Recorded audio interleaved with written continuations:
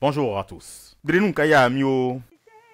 Chaque fois que la connaissance a changé de support, nous avons changé de civilisation. Dixit, le philosophe français feu Michel Serres. Avec le boom du numérique, nous voyons un nombre assez important de personnes manipulant avec une certaine aisance les objets connectés et une propension du réseau Internet à des endroits où on ne peut plus reculer, où on n'espérait même pas avoir la connectivité Internet. Ce boom du numérique vient en appoint, n'est-ce pas, à la politique d'éducation inclusive, de sorte à prendre en compte, n'est-ce pas, comme on le montrera tout à l'heure, les exclus du système pour diverses raisons.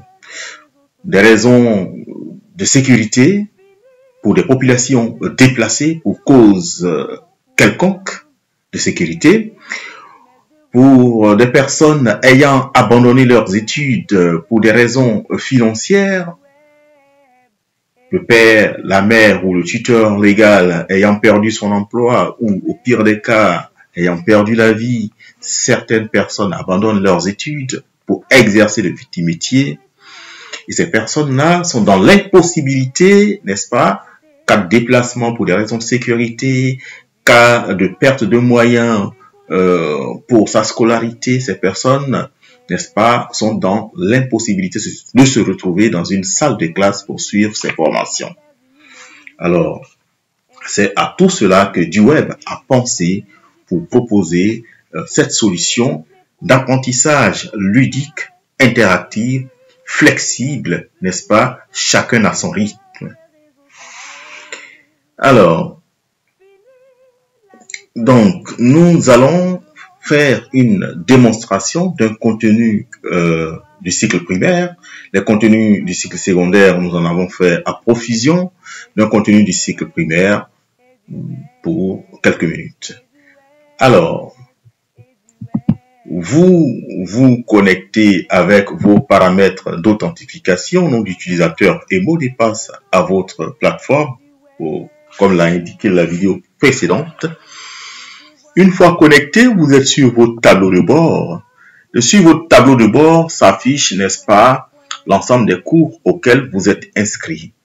Alors, je vais faire un cours du cycle primaire. Je n'y suis pas encore inscrit.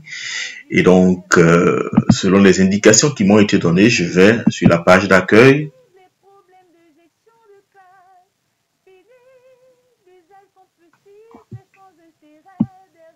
Sur la page d'accueil, j'ai ici éducation scolaire. Je clique sur éducation scolaire.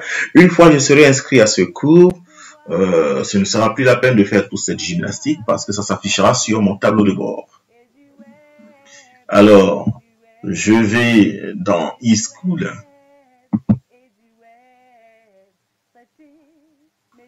Je peux déjà cliquer sur ce carré pour maximiser la vue. Cycle primaire.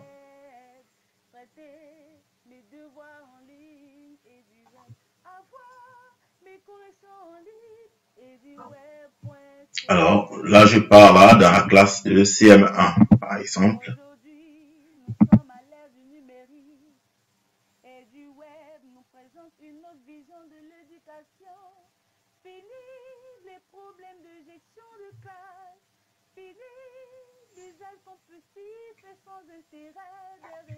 Classe de CM1, je vais faire mon cours de DHC, éducation aux droits de l'homme et à la citoyenneté.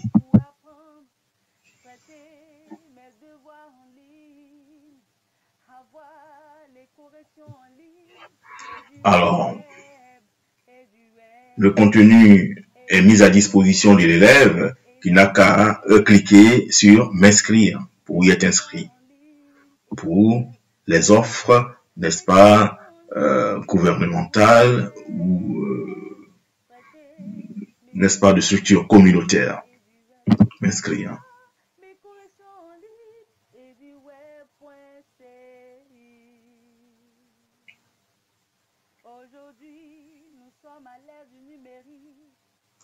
Alors donc, moi, l'élève que je suis, je me retrouve ici, n'est-ce pas, dans mon espace de cours d'éducation civique, n'est-ce pas, l'éducation aux droits de l'homme et à la citoyenneté. Je vais faire, n'est-ce pas, une évaluation selon mon niveau, le niveau où nous sommes, supposons que nous sommes sur la leçon 10. Et donc, je vais m'auto-évaluer, évaluer mes connaissances. On me demande de faire le test. Je clique sur faire le test.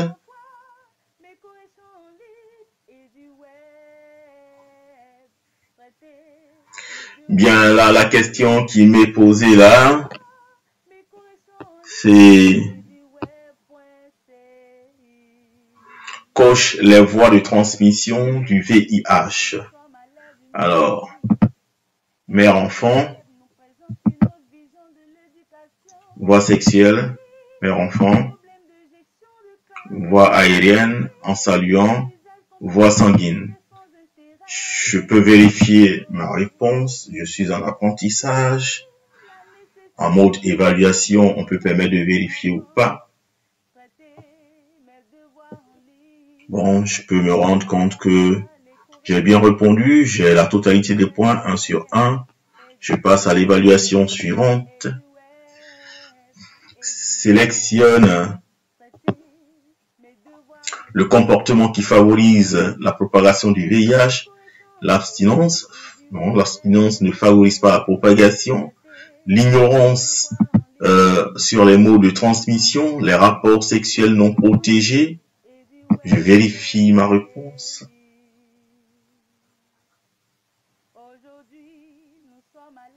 Ben, voilà, là encore j'ai une bonne performance. Je connais bien ma leçon. J'apprends en m'amusant là. Je jauge ma connaissance en m'amusant là. Alors, relève les comportements à adopter pour éviter le VIH, résister aux tentations, pratiquer l'abstinence, multiplication du nombre de partenaires sexuels, non, respecter son corps, oui, on vérifie.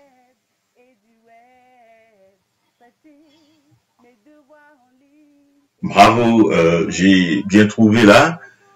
Alors, je suis un bon élève, hein, à ce qu'il paraît. Et là, on me demande de relier, n'est-ce pas, le sigle à sa définition.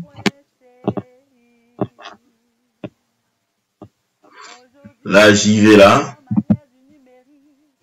VIH, virus de l'immunodéficience humaine, fonce, et SIDA, c'est syndrome immunodéficitaire à qui je peux vérifier là. Bon, l'enseignant, il aurait pu proposer de fausses réponses pour me permettre, n'est-ce pas, d'apprécier vraiment si c'est la bonne définition.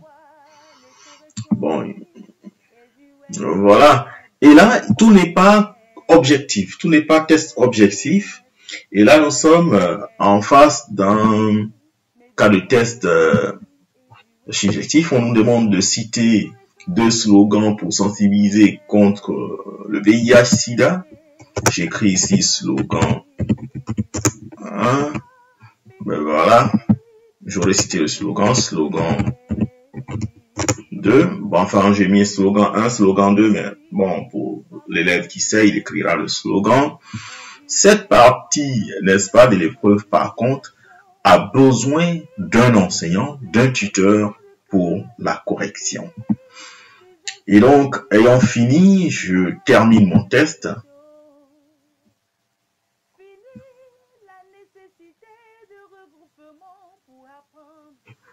Alors, tout envoyé est terminé, je rends ma copie. Je suis sûr que j'ai terminé, donc je clique une dernière fois que je rends ma copie. Je confirme là. Voilà. Et donc, pour les exercices objectifs, j'ai ma note. Mais je n'ai pas ma note totale parce que il y a un exercice subjectif qui nécessite une correction humaine.